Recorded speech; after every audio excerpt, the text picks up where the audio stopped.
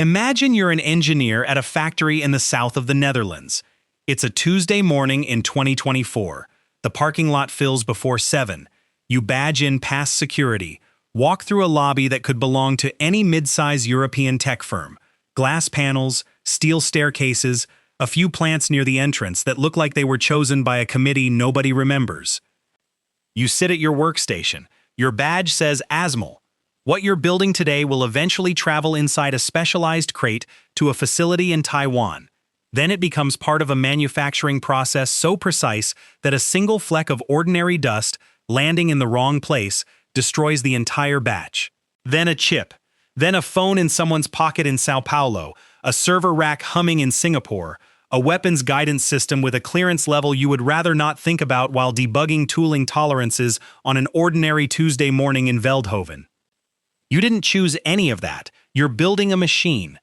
But nothing else on Earth does what this machine does. Not from any other company, not from any other country, not for any price paid to any engineering team anywhere on the planet. And that quiet, unremarkable Tuesday fact, that single fact, is why your parking lot has been discussed in classified intelligence briefings on 3 continents, in the chambers of the United States Senate, and inside the compound in Beijing where China's leadership makes decisions about the next 50 years of global power. Nobody talks about Veldhoven. Everyone talks about Taiwan. That's the story. Everyone who follows the global chip shortage, the Taiwan Strait standoff, the AI arms race, they point at TSMC, Taiwan's semiconductor manufacturing company, the facility that fabricates more than 90% of the world's most advanced chips. Taiwan is the choke point, they say. Taiwan is the prize. They're not wrong, but they're looking at the wrong place. The machines that make those chips don't come from Taiwan. They come from somewhere else. One place, one company, one town in the Netherlands with a population of 45,000 people. The town is Veldhoven, a flat, quiet suburb south of Eindhoven, known before 1984 for not being known for anything in particular. No port, no historic center, no natural resource worth extracting. The kind of place that appears on regional maps only because every place has to appear somewhere. ASML is headquartered there. ASML manufactures extreme ultraviolet lithography systems, the machines used to print transistors onto silicon wafers at scales so small the only useful unit of measurement is the nanometer. 1/1000th of a meter. The most advanced chips in production today contain transistors 2 nanometers wide. A strand of human hair is 80,000 nanometers wide. You cannot manufacture those transistors with anything ASML doesn't build. No competitor produces a working alternative. No government program has come close. The physics are the problem. At some point, you cannot shrink a transistor further using visible light. The wavelengths are too long. You cannot print a feature smaller than the light source doing the printing. For decades, the semiconductor industry found workarounds, progressively shorter wavelengths, immersion lithography, multiple patterning, clever software compensation. Each trick bought a few more years. Each solution created new problems that required new solutions. The industry pushed the ceiling until the ceiling became the floor. The answer was extreme ultraviolet light. EUV wavelengths measure 13 nanometers, roughly 50 times shorter than visible light, short enough to print transistors measured in atoms. But generating EUV light at industrial scale is among the most technically demanding things human beings have ever attempted. You take a droplet of molten tin, 50 micrometers across. You fire a laser pulse at it. The resulting tin plasma emits EUV radiation. You capture that radiation using mirrors. Not conventional glass mirrors, since glass absorbs EUV light, but multi-layer mirrors, each one alternating hundreds of layers of molybdenum and silicon at nanometer precision. You do this 50,000 times per second, for hours, reliably enough to stake a manufacturer's entire production schedule on it. If you scaled those mirrors to the size of Germany, the tallest surface irregularity would be the height of a coin. The complete machine weighs 13 metric tons, ships in 40 freight containers, and costs approximately $380 million per unit. One company in Veldhoven knows how to build it. ASML didn't begin as a company with a plan to dominate anything. It started in 1984 as a joint venture between two Dutch firms trying to split development costs for a technology nobody was sure would work. Philips, the electronics company, had deep roots in optical research and decades of knowledge about semiconductor manufacturing. ASM International brought process expertise. Together, they set up shop in a leaky shed on the Philips campus in Eindhoven. 31 employees, one product. No certainty that the company or the technology would survive. Philips eventually reduced its stake, then exited entirely. ASML went public in 1995 and survived an early period of genuine uncertainty. It made a series of technical bets, larger than its size seemed to justify, and was right about them over a span of 20 years. The biggest bet came in the late 1990s. As the EUV problem came into focus industry-wide, ASML joined a consortium with Intel, Motorola, AMD, and two U.S. national laboratories, Lawrence Livermore and Sandia. They called it EUV LLC. The premise: no single entity could fund EUV development alone. So they shared costs, and in sharing costs, they shared technical direction, and the resulting knowledge became embedded in ASML's roadmap in a way that would prove, decades later, almost impossible to replicate from outside. What came out was a technology with an entire industrial ecosystem built around it.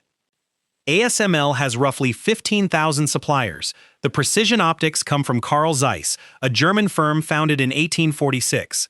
The light source technology traces partly to Cymer, a San Diego company ASML acquired in 2013. Specialized materials, mechanical components, and measurement systems come from suppliers in Japan, South Korea, and the United Kingdom. This is not a supply chain assembled in a few years. It was built over 40.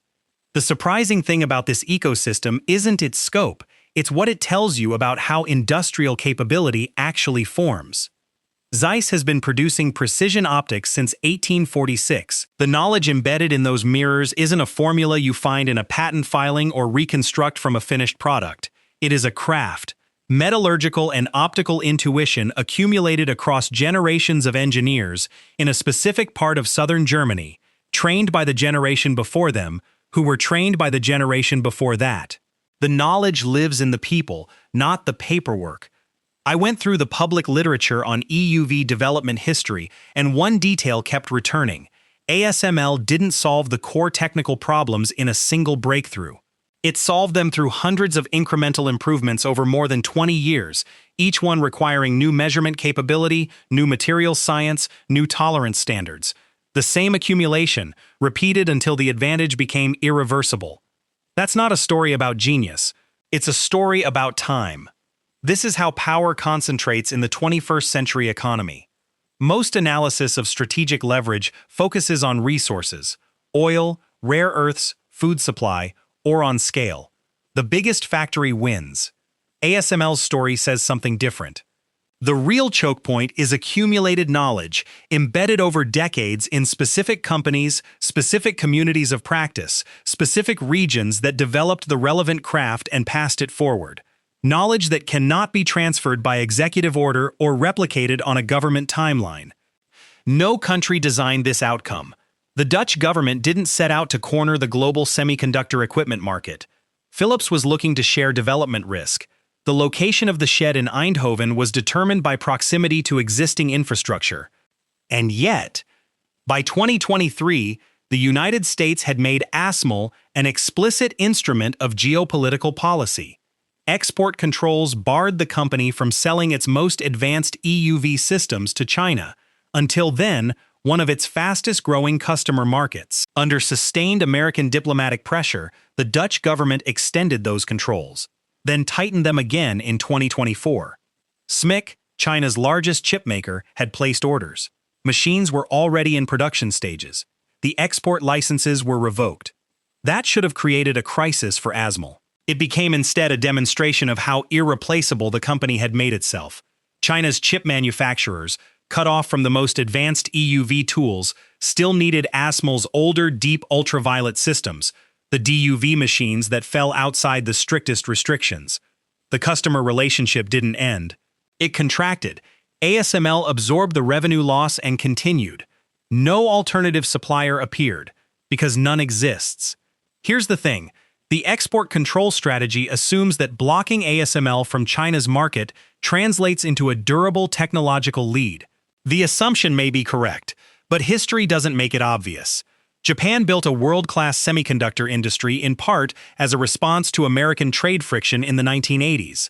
South Korea built one from essentially nothing within a generation. China is now investing at a scale no previous nation has attempted in peacetime in building every layer of this ecosystem from scratch: the optics, the light source physics, the precision engineering, the supply chain. The timeline to close the EUV gap is measured in years at minimum, possibly decades. But closed eventually and closed never are different claims, and history suggests that sufficiently motivated economies, facing sufficiently complete blockades, sometimes find ways through that the blocking side didn't anticipate. ASML's position is extraordinary. Extraordinary is not the same as permanent. Will China close the EUV gap within the next decade? Comment yes or no. We read every response, and there's a real case to be made either way.